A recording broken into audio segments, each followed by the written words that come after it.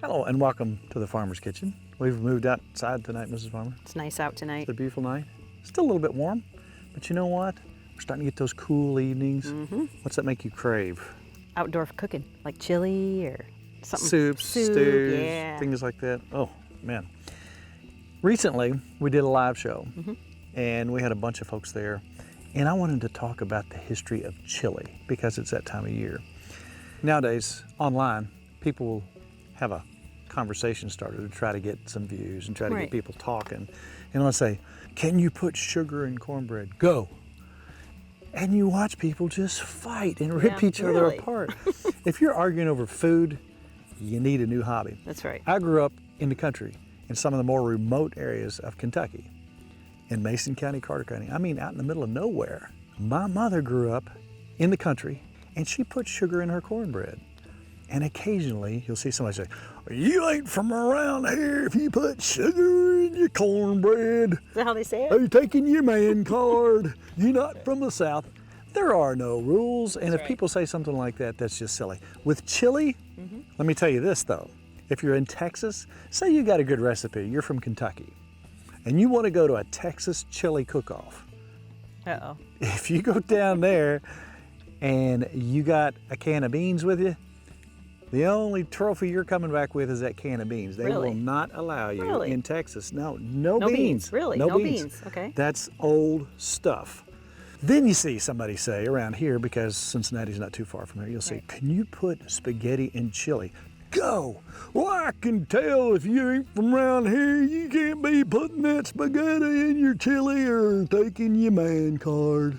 So you see things like that. Right. People love to argue, people love to fight, and we don't do that.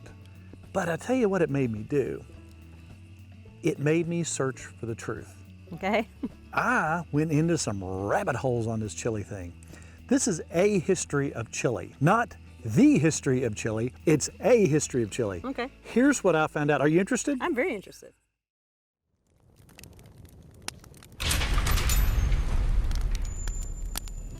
I'm going to start in the 1600s. Okay. Wow. In the north of Spain, in a Franciscan abbey. What does that have to do with modern day chili? What? The oldest reference I could find for a chili or chili con carne, chili with meat, was from Spain. Really? Sister Mary de Jesus of Agreda, Spain. She was a Franciscan abbess. Okay. She claimed that she bilocated into the new country, into New Spain, into the Texas-Mexico area, and she claimed to have a lot of interaction with Humano Indians. Really? Who were from that area. And she had a recipe of what they were eating at the time, which included chili peppers, tomatoes, onions, and venison. Really? Sounds like a good start on chili to me. It does. That sounds good. They said she would go into some sort of hypnotic state. She would have a blue glow around her, and she would disappear for hours. Are you making this up? No. Okay. No, all documented. Okay. Well, it was written about. Okay, written about. And when missionaries showed up to witness to the Humano Indians during that period of time, they said, well, there's already been a woman in blue who has appeared here. I'm not gonna say it couldn't have happened. Okay. It is what it is. That's right. So anyway, as I dug further, what are the classic things that you find? What do you usually have, spice-wise, in your chili, in today's chili? Cumin. That's the magic word right it is. there. Okay, That's what I was looking for. Now, after she died in the 1760s, and after King Philip IV died, King Philip V was looking for folks, volunteers, to leave the Canary Islands and go into the Texas-Mexico area. He sent 5 families, they volunteered, close to modern-day San Antonio. Now, if you ask anybody from Texas, San Antonio is where the birth of chili was. Really? So, all of a sudden, you have Canary Islanders with cumin, which is an old world spice, taking some local dishes with the chili peppers and everything and adding cumin. Could that have been the magic? I don't know. But you think about that, that's an old world spice. They used that in their recipes there. It started to be documented in the 1820s. They talked about this dish. Now, Texans call it a bowl of red. Okay. A bowl of red. Because there's no beans, it's just red. Bowl of red. Now, Okay. was that due to the fact that there were peppers in it? A lot of times they'd say there was more peppers in it than there was meat. Okay. And that was a staple way back then. So we have folks from the Canary Islands bringing over cumin. We already have the established dish according to Barry. There's the basics. You add a little cumin to the chili peppers and the meat and the onions and tomatoes. That's a secret. Cumin's a secret. I believe we're starting to find the roots of chili. Yeah. So, my first experience with chili as a kid that I remember, now Mom made a mean chili. Mom made great chili. But I remember going somewhere, and I think it was a pool hall. I had my pool hall phase where I thought I was a pool shark. And I would try, and sometimes I had some really, really, really good food. And an old buddy of mine who's passed on now, he tried my chili one time. He says, "Farmer, that's pool hall chili." So some pool hall he had been to, I don't know if it's the same one, he said, "That's like that pool hall chili." What's pool hall chili? To me, it was like a hybrid of Texas chili and Cincinnati chili. Now, one thing that I find about cooking chili is I want to take my yellow sweet onions and I want to put those in first. 1.5 or 2 small onions. So I've got a little bit of oil in our pan there. Yeah. I want to get all the sugars and all the taste out. A lot of people put their hamburger and their onions together. I want to take my onions and I want to get every bit of those juices and the sweetness and turn them until they almost get translucent, start to get a little brown. So I bleed those flavors out and it starts to caramelize. You get all those sugars out. Then you put the meat in. I want that taste of those sauteed onions. That's what I want more than anything. So we got our onions. Come back with our 1 pound of burger. Oh, I wish you could smell this. You can use venison. Now the great thing about cooking a pot of chili at deer camp or bear camp or wherever you may be on the lake, fishing or camping, is your beans are cooked, your tomatoes are canned. The longest time that you've got is browning your beef and your onions. Now the longer it cooks, obviously the better acquainted it becomes, as my grandpa used to say. But if you're starving to death, you can whip up a bowl pretty fast. And you can tell I don't have a whole lot of fat in there. But what fat I do have, I'm gonna leave in there for taste. Look where we're at. We're ready for some tomatoes. So when I'm making my chili, my deer camp chili, and I've won some contests with my chili. In fact, everybody that has stolen my recipe has won some contests with that. You made me some chili one time. I used your recipe. I won. You did win. I did one at my work. You did That's win. right. But shh, it's top secret except for everybody watching tonight. So one thing I want to do, once I get my meat and my onions going, I want to come back with about 3 cups of diced tomatoes. I used to put tomato sauce, but now I'll put in tomato juice. And I'll even use some stuff that you can buy in the store because it's got sodium in it. Now look what we've got here. Now I'm gonna do my seasoning. I've got some salt in there too. Now when it comes to my mix, I didn't measure this specifically, but when it comes to my mix, it generally ends up being about 1/2 cup. In no particular order, the basics are, of course, chili powder, onion powder, paprika, cumin. Those are some very common things, as well as cayenne pepper. Now, what I like to do is I like to make a mix that I can carry with me. If we're on the road somewhere and we have a 10 or 12-inch cast iron dish, we can set it up on a grill, we can set it up on the ground, cook anywhere you want to go. You can have a bag of charcoal and go to town. I like it pre-mixed. In a very short amount of time. Here's what we did. Here's a shot of us cooking for that live group on top of a bourbon barrel. It works. That's right. Now I've gone light on the cayenne here. She likes hers a little less zingy than I do. Now that right there, if you had your spices mixed just right, that may qualify for a Texas chili right there. Then, when I get all that going, I'm gonna come back with roughly 14, 16 ounces. I like chili beans. I like kidney beans in my chili. Also, you can put some black beans in there. I like black beans. You like black beans. I love black beans. What can you put in chili and what can you not put in chili? Anything you want, right? Anything you want. There's a puffball sitting there. Kelly found that puffball on her farm. I'm probably gonna put some mushrooms in here. Is it against the law? That sounds good. I'm gonna show you what you wanna look for in your puffball. This is a giant puffball. You want this mushroom to be absolutely solid white on the inside. If it's not, a lot of times when they start to turn yellow and brown, cadaver beetles will get in there and start eating, which is really nasty. But that is in really good shape. We've had that in a week in the fridge. This is a week. Now here's what happens when you find one and you want to keep it. You know you got a recipe coming up you're going to use it in. Put it in a refrigerator. Peter Ninneman told me this. He said, farmer, put them in a paper bag. Exactly, yes. So put your mushrooms in a paper bag. You know you're going to use them. If you find some chicken in the woods, make sure you get them when they're nice and tender. If you wait till they're all woody, they're not any good to eat. What should your chili taste like? Like you want it to taste. There are no laws about what you put in things, but there are so many opportunities to make things taste good, and it depends on what you like. If you don't like this, just don't put it in. Something else I put in my chili is just a tad of coriander. And like I said, a little bit of cinnamon, a little bit of sugar. And there was something missing for years from the pool hall chili that I was trying to recreate. There was a yeasty flavor I just couldn't place. One night, somebody had a beer open. It's probably Nikki. And I poured some of that beer in there, and that was the magic ingredient to the pool hall chili. Now let's let that simmer a while. So as if it wasn't already complicated, here's what happens back in the early 20s in Cincinnati. Tom and John Kirajev, brothers. Okay. They came into Cincinnati, and here's what you're going to find fascinating.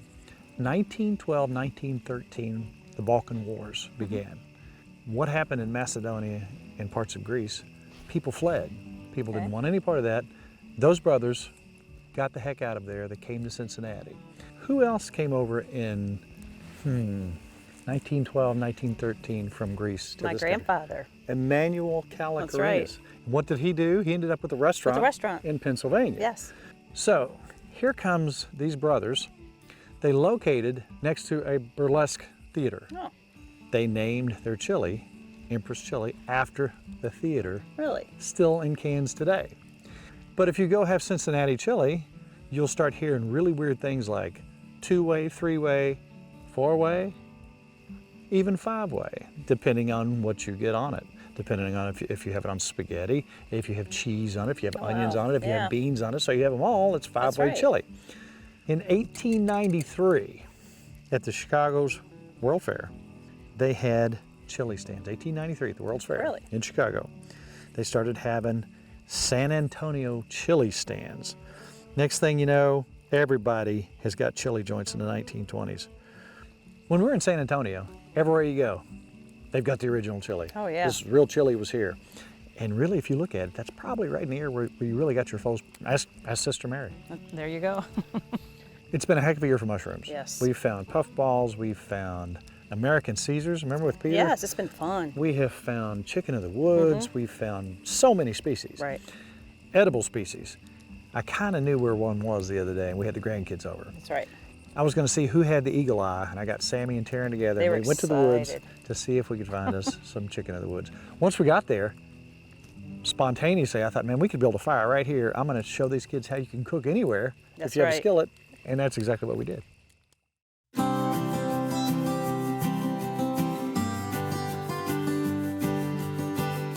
As we sat here in the woods and watched the deer walk by, guess who just showed up out of nowhere? Sammy and Taryn. Taryn, look at Taryn. Taryn's like, how old are you, Taryn? 11. 11. You'll be driving in a few years. Sammy, your teeth are growing in. You're looking like a big, handsome boy. 5. You're 5. Yeah, I'm 7. I'm 7. But I put gel in my hair. You did what? Put gel in my hair. You put gel in your hair. Is that why you look so cool? All right, here's what we're gonna do today. What? Remember we talked about mushrooms, Taryn? Yeah. Taryn, by the way, is getting to be a pretty good little cook. She made our macaroni and cheese, and people were writing in saying that's really good. And that was really your recipe, right? How about that? When are you gonna come up with a recipe? Are you just gonna be like a GQ guy with gel in your hair? I'm gonna cook like fish. A fish? You know what? I'm going fishing tomorrow. We'll catch some. But I'll tell you what we're looking for. Look here. I found some of those the other day. What those are, the common name for those are chicken of the woods. A lot of people say if you take them and you batter them up and you fry them, that it tastes like chicken of the woods. Tastes like chicken. I'll go get the bucket. No, hang on. We're not there yet. Not there yet. As we look around, that kind of tree right there behind Kelly is a cedar tree, okay? It's like a pine. You ever heard of a pine tree and a cedar tree? Yeah. We don't want to look for those around there. We want to look for an oak tree. Typically, these are on the base of an oak tree or an oak stump. So what I think we should do is to take a walk up there by the deer and look at the base of some oak trees and see if we can find anything that's orange and yellow, and it's called? Chicken of the woods. All right, so Sammy is getting the bowl, a beautiful homemade wooden bowl. You want one more look at it, or do you think you know what it looks like? You know I what- actually know what it looks like. Yeah, there? Yeah, we good to go? All right, let's go look for mushrooms. Let's go this way first.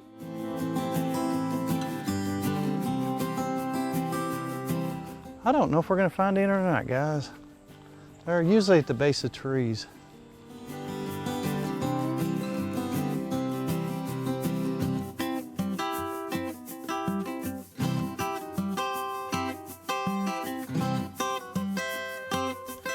Oh, is that one? Where? Right there.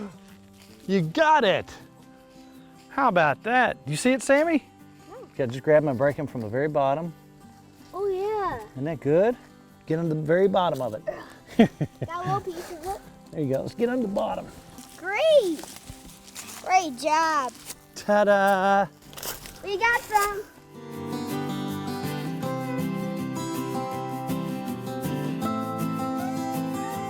So, Taryn has an eagle eye, and she spotted them from afar.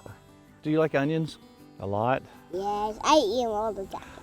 Purple onions, actually. You really do like onions? Nope. You don't like onions? No. You will learn to like them in your older age, I bet you. Now, if I took these, say I sauteed them up, if I like put them in a little butter with some onions and just turned it over and cooked it, you think it would be good? Yeah. Would you try it? Yeah. To me, that's the best way to eat them. You can put onions or garlic. I like them better with onions. Would you try them, Taryn? Just a little bite. You don't have to eat the onions, but you have But the I onions. like the onions actually. I'll put onions and mushrooms. Let Taryn put some in too. You want me to put the other half in? I'm gonna put all the rest in. Here. Okay, drop that whole thing right here. Perfect. That Perfect. really tastes good.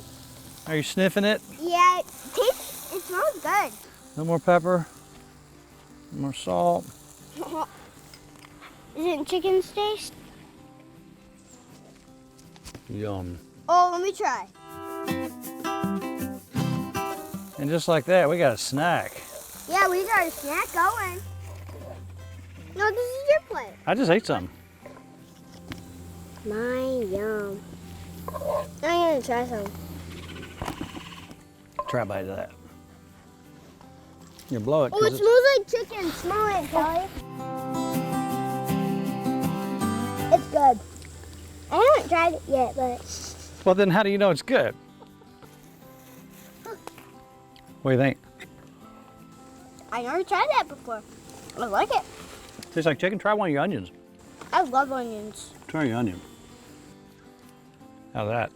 I like onions. Isn't that good? Yeah. And guys, that's why you always carry a skillet and an onion in your pocket and some salt and pepper and some charcoal And butter. and butter and forks and paper plates. Always carry those with you in the woods. If I was to like, maybe I didn't use hair gel, but like hair mousse, do you think I could be as cool as you? No. I tried, and I just can't pull it off. Wow. This is good food.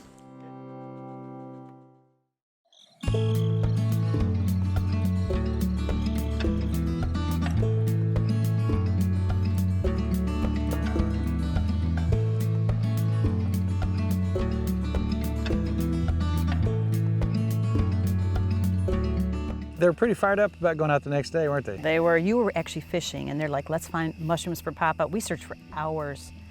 They found nothing. It was pretty dry. It at was that dry, point. so we're glad we found them the day before. Well, you know what? I think Sammy liked them. Taryn is kind of at that teenager stage. Right. She didn't want to try anything unusual, but Sammy ate them, all of them. Sammy ate a bunch of them. Good eater. So back to Mary. Mm-hmm. Now listen to this. She died in 1665. In the early 1900s, they exhumed her body. Put it back. They re-exhumed her body in 1989 or somewhere thereabouts. and her body was almost perfect. Incorruptible body, Really? as they call that. Someone who sometimes attains sainthood, they have this incorruptible body that doesn't seem to decompose. So I'm not going to doubt her chili recipe. I mean, she's still Yeah. hanging out, several hundred years later in good shape. She's got some good chili. That's what I'm saying. So at this point, we got our chili. We're not in Texas, obviously there's beans there. At this point, can you put cheese on it? Can you put sour cream That's on what it? I You like. can put whatever you want. How do you like yours, I Miss like Farmer? sour cream, a Big old daub of it. and then a little bit of cheese. How about you? You know what? I like that too. Now, this is what I would consider mild chili for you. It does have some cayenne in it. Thank you. I like it a little milder. And again, I put just a little bit of coriander in it. And if you want to, you can get you some smoked paprika. That'll really change the profile of that. It's up to you. There are no rules unless you're in a contest way down south. Yeah, it's the perfect chili. But to me, that's what I like. Now, when I was a kid, I would take crackers. I would take saltine crackers and I would crunch them up by the hundreds. And you talk about a meal. And Mom made some mean chilies, I remember. See if it suits you. Get that smoky flavor in there too, don't you? Over the fire makes it. There's something about cooking it over the fire. Gives it oh, that's good. Good job. Believe it or not, our half hour is almost up. And as we make our way through this world, we talk to a lot of folks Yes, we on do. Facebook, YouTube, all over the world. And the one thing that I would like to keep in mind for us and everyone else, if we can, let's be kind to each other. Right. That's one thing that we could all do in this world and work on it every day is to be kind to each other. There's enough strife in the world. We don't need to be fighting about food. That's right. If you like mushrooms on your ham sandwich, Put them on. or if you like squirrel brains in your eggs, it's all good. Yum. You do you, we'll do us, and let's be happy for each other. That being said, if they did want to step up on our Facebook page, I know it's entirely terribly difficult. How would they do that? You hit like. That's correct. If you like our recipes and you want to check out our recipes, where would you go, Mrs. Farmer? I go to timfarmerscountrykitchen.com. Subscribe, hit that little red button. That way, if you like what you're seeing, you'll be informed when the next new show comes out, which will right. be very soon. That being said, I think we should probably eat some chili, Miss Farmer, I like that idea. because it's all about good times good friends. and really good eats. We'll see you next week on Tim Farmer's Country Kitchen. Yum.